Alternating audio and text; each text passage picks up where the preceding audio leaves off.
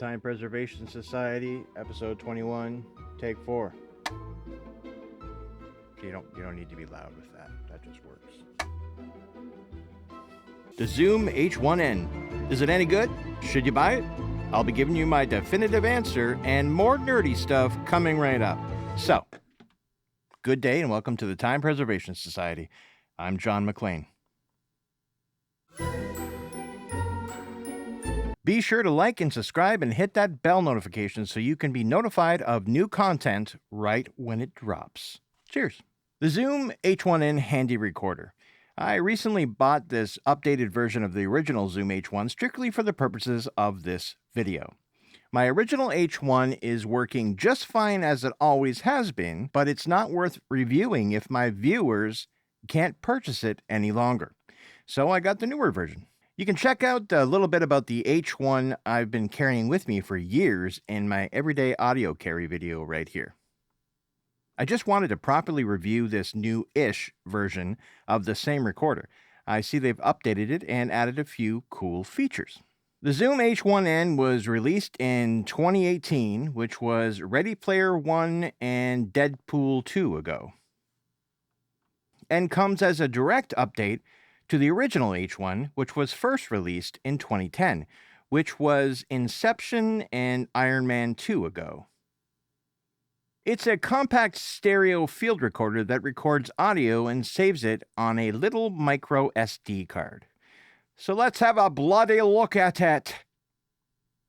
The Zoom H1n is a sleek little thing. I'm digging the matte black finish. The stereo mics are in an XY configuration and they're made of plastic just like the original one. But I'd like to point out that this plastic is not made of any special plastic whatsoever. It's just plastic, so there's that. Just below the mics is a gain dial that controls the gain for the onboard stereo mics and also any mics you might plug into it using the 3.5mm port on the side. I like the feel of the gain dial. It's firm, not easy to accidentally change. I like firm dials. I shall not tell a lie. Below the gain dial is a screen which is backlit with a nice blue, similar to the H5 recorder. This is a huge step up from the orange backlight on the original H1, but I don't know. I kind of like the orange backlight, kind of Halloween-y. Below the screen are 4 buttons: audio, low cut, limiter, and auto level. These buttons also serve as soft keys or selectors for other functions.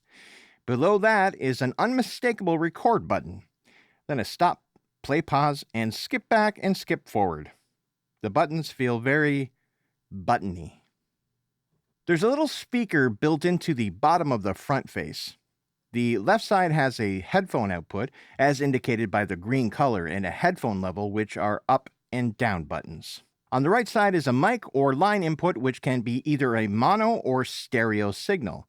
So this is perfect for a stereo set of clippy mics that terminate in a 3.5mm stereo connector. This input is marked with a reddish-orange color. I think it's red. That's red.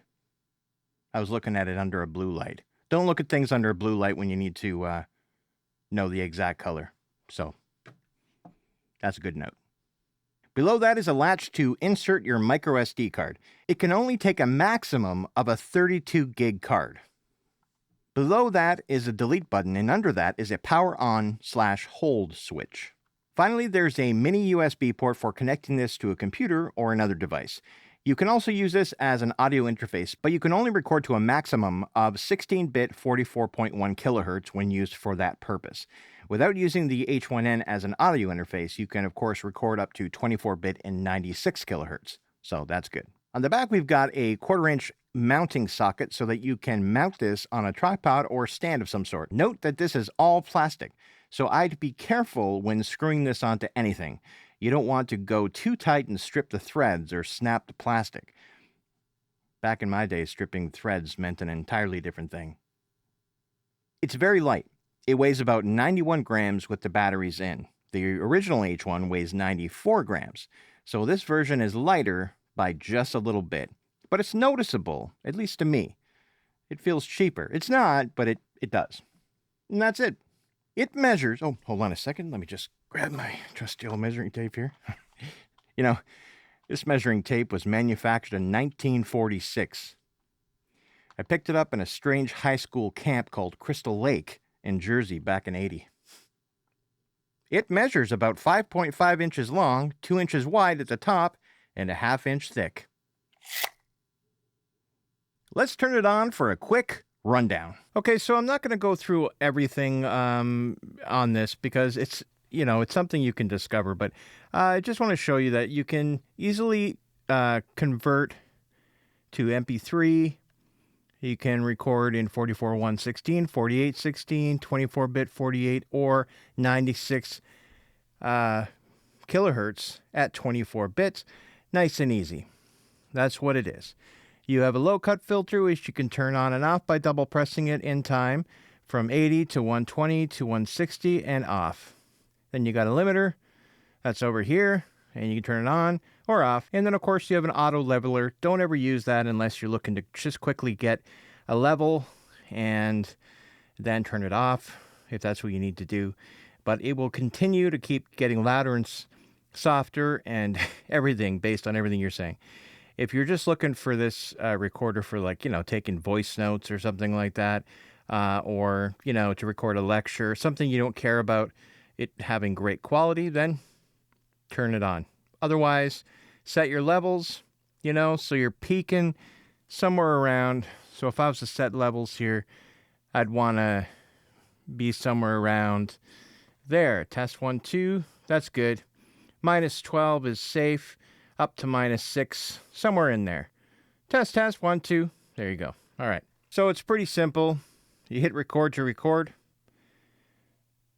And that's recording, right? You hit it to stop.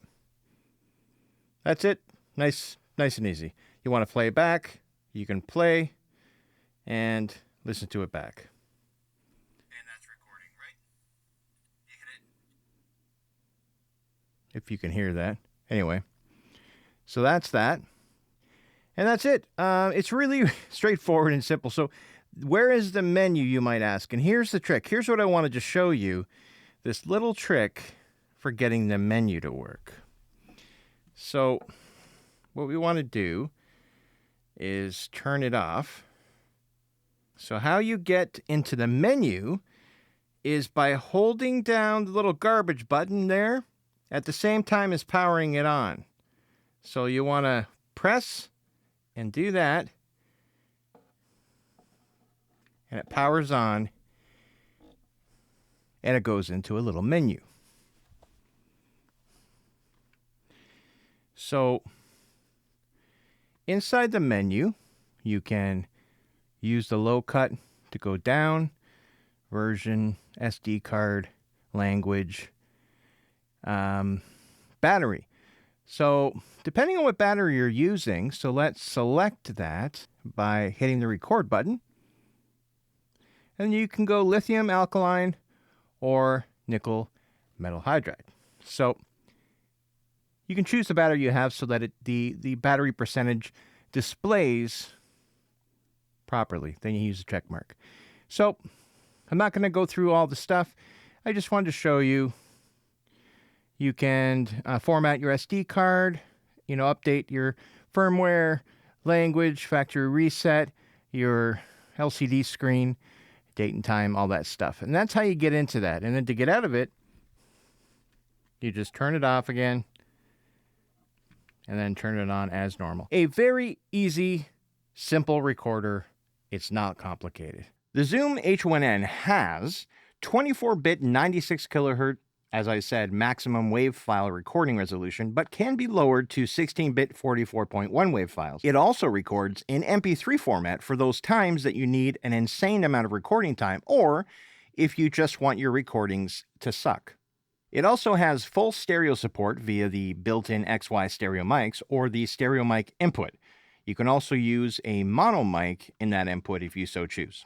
Another feature is that it's a recorder that records audio. If you're looking to record audio, this will do that.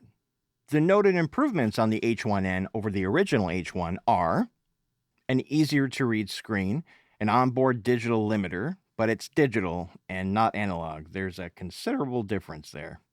but I digress. Still, there is a limiter, and the other one didn't have that. It also has a timer recording, so you can set a time to begin recording automatically. It also has a 2-second pre-record that will record audio 2 seconds before you press the record button by going back in time 2 seconds ago and pre-pressing the record button using general relativity space-time geometries and faster-than-light thought travel. It's complicated. It also has a tone generator so that you can send a tone to another device like a camera to set the levels properly. That's really cool. The other one didn't have that before. The other thing that's new is that it has an overdub function that allows for unlimited overdubs of your recordings. You could essentially have hundreds of yous all gabbing at the same time, though the noise buildup would be insane after just a few tracks. Either way, great feature. Another thing it has over the old one is the playback speed controls, so you can slow down or speed up playback without affecting pitch. I suppose this could be handy if you wanted to hear what you would sound like reciting Macbeth immediately after consuming 87 beers, or conversely, if you drank 700 coffees. So what does it sound like? Here we go. So I just switched on the H1. So, am I getting good levels here? Let's see. Yeah, it seems all right. Seems good. Alright, so this is what the H1n sounds like using the built-in stereo XY mics. This is not the way that I would choose to record talking head videos, but I wanted to let you hear what it sounds like just the same. And this is that. Blah blah blah blah blah blah blah blah blah blah blah blah. Did you hear any noise from that? That's the mics. I noticed it has considerable less noise when you use external mics, so could you hear that? I did go out and capture some ambiances to properly test this out. Let's have a listen to those. That's 15. That's 15 for us, and that's 19 for you. If you knock that one in, that's 21. You guys win. No pressure. Oh, God. Oh, No, Ed, that's you're over. really good at this. That's over. You got both in. That's over. You got both in, though, Yeah, but because that's not the other what we're one doing. you couldn't. We're You doing gave only us the other 21. one. You get this. Okay, what are we at? Oh, wait, you're right. You're right. What? They're void. He went to 23. Oh. Yeah.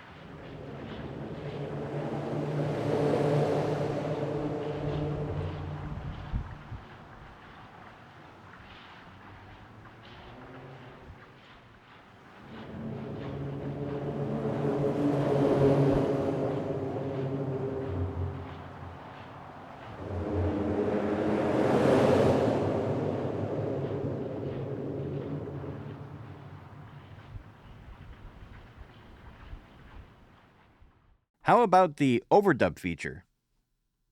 What do we do with a drunken sailor? What do we do with a drunken sailor? What do we do with a drunken sailor early in the morning? What do we do with a drunken sailor? What do we do with a drunken sailor? What do we do with a drunken sailor early in the morning?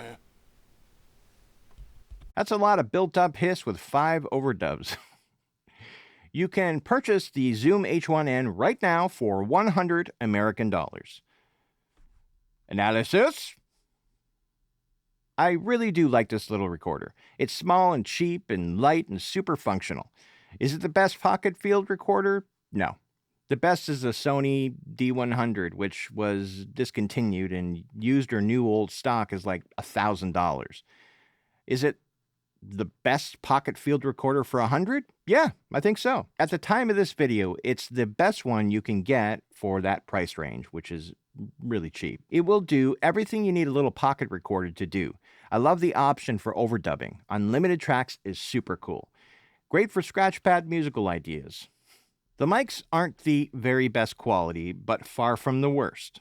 I've found that most of the noise is due to the mics and not the preamps. It's not very noisy, but noisy enough for ultra-quiet ambiances. But if you have a stereo set of Clippy mics or the Uzi Pros with a 3.5 millimeter connector on the end, this is a fabulous and low-cost drop rig for, when you want to leave a recording rig unattended to record nature ambiences and not worry so much about an expensive recorder. You can even set a timer for the recording to start at a specified time. I much prefer the single AA battery in the original H1 to the dual AAA batteries in this version, I gotta say. I also don't like that it takes a full 10 seconds to power on, which is the exact same as the Zoom H5, which is, 3 times the price, 4 times the price. I don't know, 3 times the price, something like that. Anyway, that kind of sucks. I like the buttons on the top of the recorder as opposed to the sides, and I really love the gain dial instead of the buttons on the side. That's a nice touch. This version seems to fare much better in the wind than the previous version as well. And that's a huge win. The other one really was bad in the wind. No matter what you did, but you had to put tape on it. So far, I've had no problems, though. This is not long term. I've only had this a week, so I'm hoping that I'm not wrong here. But it does seem much better in the wind. The sound quality seems to be on par with the last version, maybe a slightly better. I still think the built-in mics on the H5 sound better than the H1n, but sometimes it's the recorder you have with you, Actually, strike that. It's all times that it's the recorder you have with you. I love gear. I love all types of gear, but audio gear is special to me. No one will ever know how completely and unreasonably enamored I am with audio gear. It excites me like nothing else on earth. Sometimes I don't even use the thing I just acquired. I just need to have it, even just to look at it. It's either a sickness or a superpower, though I have yet to work out how it's a superpower other than to give myself expensive thrills and to instantly piss off the wife. It's gas. Gear acquisition syndrome. There is no cure, only pain. Pain right here in the Apple Wallet. I have no energy to talk to real human people about anything. But audio gear, I could go on for days on a single spoon's charge.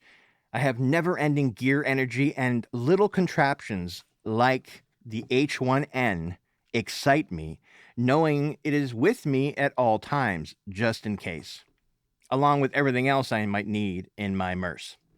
Yes, after almost a decade, I will be replacing my original H1 in my everyday audio carry with the H1n. I love it. I do. I'm glad I got it. And I have you to thank, because I wouldn't have picked it up if it wasn't for this video. So thank you. Do I recommend the Zoom H1n? Yep. It'll do what you want when you want to do it. It's small enough to carry with you, and it will work just fine for any recordings you might need to do on the fly. The internal mics can be noisy, and if you need to record quiet ambiances, then I recommend getting the Clippy Omni mic set. This will reduce any hiss dramatically and give you very nice recordings. If you're recording outdoor ambiances of any kind, I fully recommend a wind furry. You need wind protection for absolute sure.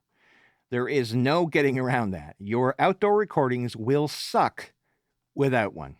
They're cheap and can be found on Amazon by many third-party manufacturers. I said it before in my videos, and I'll say it again, even in the face of audio recording purists. Yes, there are plenty of better digital audio recorders on the market than the H1n, but you don't need them, at least right now. Use what you have. That's what it's about. I myself own the Sound Devices MixPre 3.2, a 32-bit recorder, and it's one of the most top-of-the-line portable recorders in the world, with arguably the very best preamps. But honestly, as I said, it's the recorder you have with you that is the best recorder, and you can do so much with so little these days. It's a great time to be alive and to be into audio. It's a great time to be alive and be into audio. The stuff we take for granted and nitpick at these days was the stuff of dreams to thousands of audio people just 20 years ago. The Zoom H1n can do all the non-XLR input things you want and more. To give you an example, I've had the original H1 for about 12 years, this one right here. I wanted to go to top of the line, and I did with the sound devices. But in the last 3 years having the sound devices recorder, I have made more usable recordings with the H1, the original one, the 12-year-old one, than the MixPre by far. Do you know why? Because I had it on me. It's far more portable, and it worked great, period. I bet you've heard more sound effects in major movies recorded on the Zoom H1n than you think. In fact, I know you have. The reason is that the recordist or sound designer who's working on the movie found a great sound and just so happened to have it with them. And it's the right sound for the job, so bam, I have this, let's do it, and bang, ends up in a movie. Use what you have and what you can afford. It's all about technique and practice and bettering your craft. And as you get better and more into this hobby, you'll buy better gear, because of course you will. And after you buy better gear, you'll still be recording all kinds of stuff with the Zoom H1n, because it'll be with you when you need it. And when that happens, you whip it out and go, yippee-ki-yay, mother. Bye now. In transmission.